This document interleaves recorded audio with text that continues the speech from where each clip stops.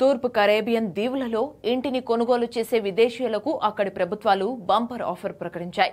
ఈ ప్రాంతంలోని 5 ద్వీప దేశాలైన Antigua, Barbuda, Dominica, Grenada, Saint Kitts Nevis, Saint Lucia వివిధ పద్ధతుల ద్వారా పౌరసత్వాన్ని అందిస్తున్నాయి. దాదాపు 1.75 కోట్ల రూపాయలు పెట్టుబడి పెడితే ఈ దేశాలలో పౌరసత్వం అంటే సిటిజన్షిప్ బై ఇన్వెస్ట్మెంట్ లభిస్తుంది. అంతేకాదు అక్కడ ఇల్లు కొన్న వారికి పాస్పోర్ట్ కూడా అందిస్తున్నారు. ఈ పాస్పోర్ట్తో వీసా లేకుండా యూకే సహా 150 దేశాలకు ప్రయాణించవచ్చు. అంతేకాదు కొత్త పౌరసత్వాన్ని పొందడానికి ప్రస్తుత పౌరసత్వాన్ని వదులుకోవాల్సిన అవసరమూ లేదు. అంటిగ్వాలో పౌరసత్వం కోసం ఇల్లు కొనుగోలుదారుల నుంచి డిమాండ్ ఎక్కువగా ఉంది. ఇక్కడ ప్రాపర్టీ కొనాలనుకునే వారిలో 70% మంది పౌరసత్వం పొందాలనుకుంటున్నారు. గత సంవత్సరం కెరేబియన్ దీవులలో సిటిజన్షిప్ బై ఇన్వెస్ట్మెంట్ కోసం దరఖాస్తు చేసుకున్న అమెరికా పౌరుల సంఖ్య అత్యధికంగా ఉంది.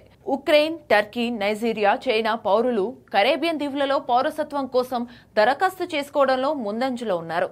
ఇక ఈ పౌరసత్వ విధానం చుట్టూ అనేక వివాదాలు ఉన్నాయి. 2012లో అప్పటి అంటిగ్వా ప్రభుత్వం దేశ ఆర్థిక వ్యవస్థను పునరుద్ధరించడానికి పెట్టుబడి ద్వారా పౌరసత్వం మంజూరు చేయాలని ప్రతిపాదించింది. దీని పట్ల స్థానికుల నుంచి నిరసన వ్యక్తమైంది. ఇది తమ గుర్తింపును అమ్ముకున్నట్లుగా తాము భావిస్తున్నారు. అంతేకాదు బలహీనమైన తనిఖీల వల్ల నేరస్తులు వ్యవస్థను దుర్వినియోగం చేయడానికి వీలు కల్పించవచ్చనే ఆందోళనలు కూడా తలెత్తుతున్నాయి. ఈ విధానాన్ని వెనక్కి తీసుకోవాలని యూరోపియన్ యూనియన్ బెదిరించింది కూడా. ఈ విధానం ఆర్థిక నేరాలకు అవకాశం కల్పిస్తుందని అమెరికా ఆందోళనను వెల్లుబిచ్చింది. దీంతో ఆయా దీవులు భద్రతను మెరుగుపరుస్తున్నాయి. పౌరసత్వం విషయంలో బ్యాక్గ్రౌండ్ వెరిఫికేషన్, ఇంటర్వ్యూలు వంటి కఠినమైన నియమాలను పెట్టింది. మరోవైపు కరేబియన్ దీవుల నాయకులు ఈ విధానాలను సమర్థించుకుంటున్నారు.